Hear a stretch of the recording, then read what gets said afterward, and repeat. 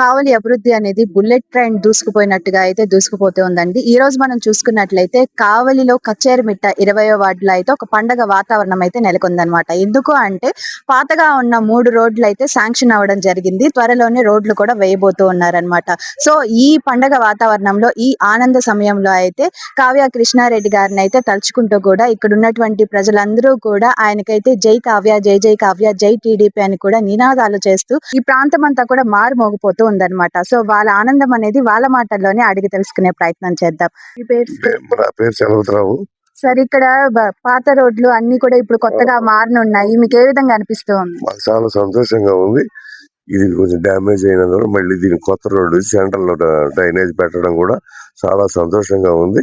ఇక్కడ ఉన్న ప్రజలందరూ ఈ వీధిలో వాళ్ళందరూ కూడా చాలా సంతోషపడుతున్నారు. మా తరఫున కృష్ణారెడ్డి గారికి కానీ కృతజ్ఞతలు, తెలుగుదేశం పార్టీ తరఫున ఆయన చంద్రబాబు నాయుడు కూడా అభినందనలు. ఓకే, ఈ రోజు ఏ విధంగా సెలబ్రేట్ చేసుకుంటున్నారు ఈ ఆనందాన్ని? మా వీధిలో వాళ్ళందరూ వచ్చి చాలా సంతోషంగా ఉంది. టపాసులు అవన్నీ పేల్చారు, అన్ని బాగానే ఉన్నాయి. మీ పేరు సార్? నా పేరు శ్రీనివాసులు మేడం. ఇక్కడ టీచర్ గా పనిచేస్తున్నాను. గత 20 సంవత్సరాలుగా ఇక్కడ నివాసం ఉంటున్నాను.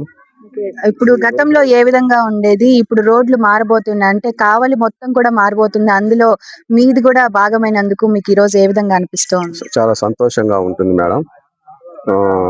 రోడ్లు శాంక్షన్ కావటం అనేది కావ్య కృష్ణారెడ్డి ఎమ్మెల్యే గారి ఆధ్వర్యంలో వేయటం మా అదృష్టకరంగా భావిస్తున్నాము. చాలా సంతోషంగా ఉంది మేడం. అది గత 20 సంవత్సరాల నుంచి ఈ రోడ్లు వేయటం అనేది చాలా సంతోషంగా ఉంది మేడం. గతంలో ఎలాంటి ఇబ్బందులు పడేవాళ్ళు? గతంలో ఎలాంటి అభివృద్ధి ఇక్కడ లేదు మేడం. ప్రెసెంట్ అయితే మనతోటి టీడీపీ సీనియర్ నాయకులు తిరువేది ప్రసాద్ గారు అయితే ఉన్నారు. వారిని అడిగి కూడా తెలుసుకుందాం. సార్ చెప్పండి, గతంలో కచేరిమెట్లో ఎలాంటి సమస్యలతోటి బాధపడే వాళ్ళు, ఏ విధంగా అభివృద్ధి జరుగుతూ ఉంది? దాదాపు 3 రోడ్లు కూడా శాంక్షన్ అయినాయని చెప్పి సమాచారం అయితే అందింది. దీని గురించి మీరు ప్రజలకు తెలుపగలరా? గత 6 నెలల క్రితము మేము మా పార్టీ నాయకులందరం కూడా ఈ వార్డులో అన్ని ప్రదేశాలు తిరగటం జరిగింది. ఆ తిరిగినప్పుడు ముఖ్యంగా మాకు ఇక్కడ ఈ బజారు పేరు ఎద్దుల బజార్ అని పేరుంది. ఈ బజార్ కానీ, పోస్ట్ ఆఫీస్ బజార్ కానీ, తర్వాత ఇండ్లూరు సురేష్ బజార్ అని కానీ, తర్వాత మన పెంచలయ్య గారు లాస్ట్ కిష్టబలి సంఘం చాలా కాపురాలు ఉన్నాయి అక్కడ చాలా ఇబ్బందిగా ఉంది. డ్రైనేజ్ కానీ, రోడ్డు కానీ, ఇవన్నీ కూడా మేము పోయినసారి మన నారాయణ కళ్యాణ మండపంలో మున్సిపల్ సమావేశం జరిగినప్పుడు ఆ సమావేశంలో ఏదైతే సమస్యలు ఉన్నాయో ఎమ్మెల్యే గారు దాన్ని ప్రభుత్వం దృష్టికి పెడతామని చెప్పారు. చెప్పిన తర్వాత ఎమ్మటే దాని ఏదైతే మేము అప్లికేషన్లో ఆ రోజు సమావేశంలో ఇచ్చాము సందర్భంగా అధికారులకి, ఎమ్మిటే ఒక 15 రోజుల కల్లా నాకు గవర్నమెంట్ మంగళగిరి టీడీపీ ఆఫీసు నుంచి ఈ విధంగా మాకు వాళ్ళు ఫోన్ చేయడం జరిగింది ఆఫీసుల్లో. సరే, ఇట్లా మీరు ఏదో సమస్యల మీద ఆడ పెట్టున్నారు, ఏమిటే మీకు మా అధికారులు మీతోటి సంప్రదించిన తర్వాత మీకు ఎప్పుడు రోడ్లు లేదో చెప్పారు నాకు. తర్వాత ఏమిటే వాళ్ళు మాకు సమాధానంగా వాళ్ళు చెప్పారు ఈ విధంగా తొందరలో నిర్ణయాలు తీసుకుంటామని. నిన్నటి రోజున మన కలికి యానాది రెడ్డి బొమ్మ విగ్రహం దగ్గర నుంచి ముసునూరు హైవే వరకు 6 లైన్స్ రోడ్డుగా నిన్న శంకుస్థాపన కార్యక్రమం పీఠమ శాసనసభ్యులు దగ్గుమాటి వెంకటకృష్ణారెడ్డి గారి చేతుల మీదుగా అక్కడ ఉన్నటువంటి ప్రజల యొక్క ఆనందోత్సవాల మధ్య ఆయన దాన్ని శంకుస్థాపన చేయడం జరిగింది. ఆ శంకుస్థాపనలో నిజంగా ఒకే ఒక్కడనో, ఒక దమ్మున్న లీడరనో, ఒక విజన్ లీడరనో, లేకపోతే ఒక డేరింగ్ డాషింగ్ డైనమిక్ లీడరనో ఎన్ని చెప్పినా కూడా ఆయనకి తక్కువే. ఎందుకంటే ఒకే సమావేశం నిన్న జరిగింది 35 కోట్ల రూపాయలతోటి రోడ్డుకి శంకుస్థాపన.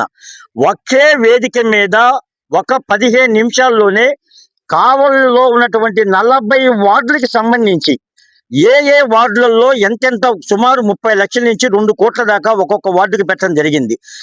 ఆ సమావేశంలోనే ఏ ఒక్క వార్డు కూడా మినాయించకుండా మాకు వార్డుకి ఇవ్వలేదని ఎవరు కూడా కూర్చునేయకుండా 40 వార్డులకు కూడా అసద్వానాల మధ్య ఏ వార్డుకి ఎంతెంత పెడుతున్నామని చెప్పడం అనేది నాకు తెలిసి రాష్ట్ర చరిత్రలో 175 నియోజకవర్గాల్లో అది ఒక మన దగ్గుమాటి వెంకటకృష్ణ శాసనసభ్యులు గారికి దక్కుతుందని మాత్రం ఈ రోజు మేము సందర్భంగా చెప్తా ఉన్నాం. అది ఈ రోజు మీ వార్డుకు కూడా 3 రోడ్లు కూడా శాంక్షన్ కావడం జరిగింది. దీని మీద మీ అభిప్రాయం ఏంటి?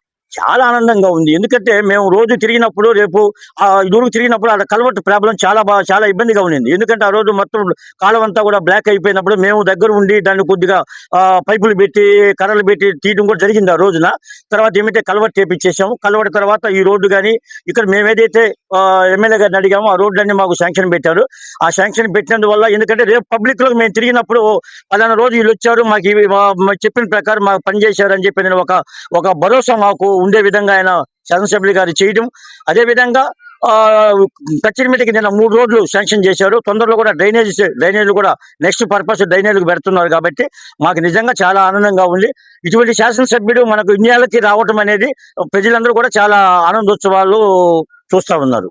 డ్రైన్ సిస్టమ్ అనేది సిటీలో ఉన్న విధంగా అటు ఇటు కాలువలు కాకుండా మధ్యలో కూడా డ్రైన్ సిస్టమ్ అనేది ఏర్పాటు చేస్తున్నారు అని చెప్పి ఒక సమాచారం ఉంది. ఆల్రెడీ శివాలయం రోడ్ నుంచి పోలేరమ్మ గుడి వరకు కూడా అదే విధంగా అయితే చేస్తున్నారు. ఇక్కడ కూడా అదే విధంగా చేయనున్నారా?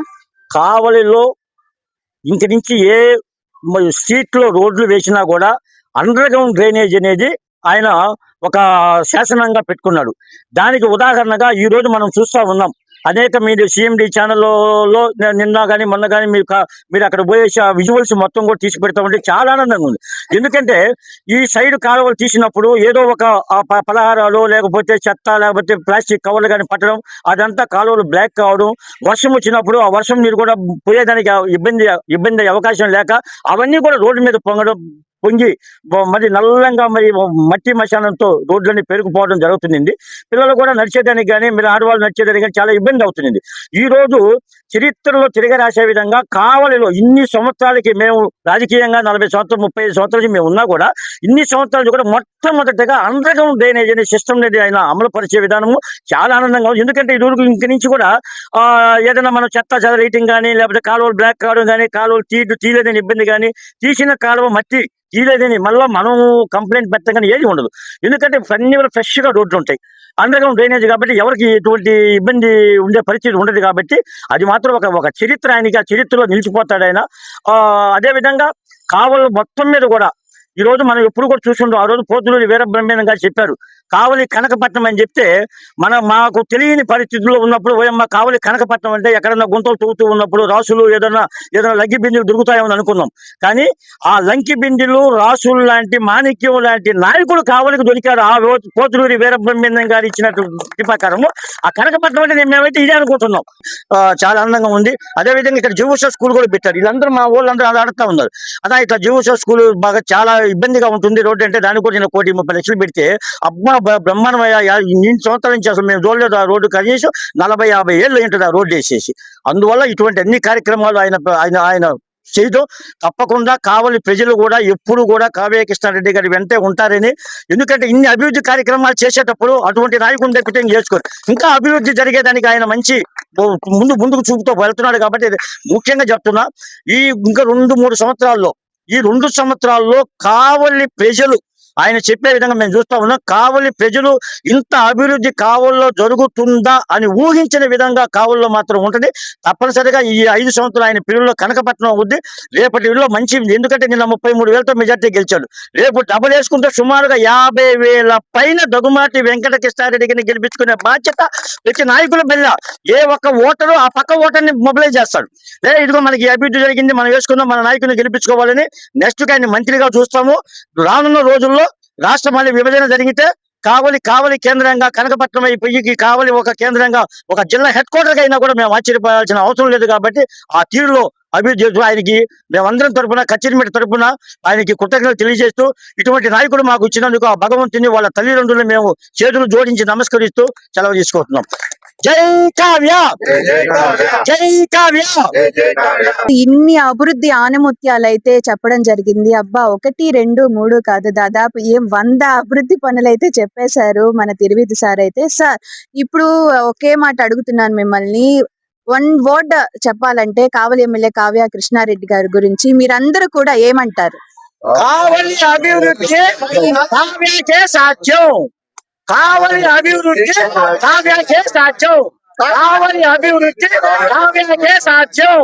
చూస్తున్నారు కదండి. ఈ విధంగా అయితే కావలి ఎమ్మెల్యే కావ్య కృష్ణారెడ్డి గారి గురించి అయితే చెప్పాలని అసలు ఎవ్వరూ కూడా చెప్పలేదన్నమాట.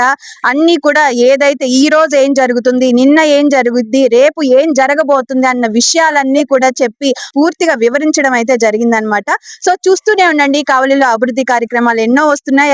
అవి మన సిఎండి న్యూస్ లో అయితే రావడం జరుగుతూ ఉంది. సో ప్రత్యేకంగా ప్రతి ఒక్కరూ కూడా సిఎండి న్యూస్ అయితే సబ్స్క్రైబ్ చేసుకోండి, బెల్ ఐకాన్ ని క్లిక్ చేయండి. వచ్చే అభివృద్ధి కార్యక్రమాలన్నీ ప్రతి ఒక్కరూ చూసేసేయండి. కెమెరామెన్ వినోద్ తోటి కామాక్షి, కావలి కచ్చేరుమిట్ట దగ్గర నుంచి.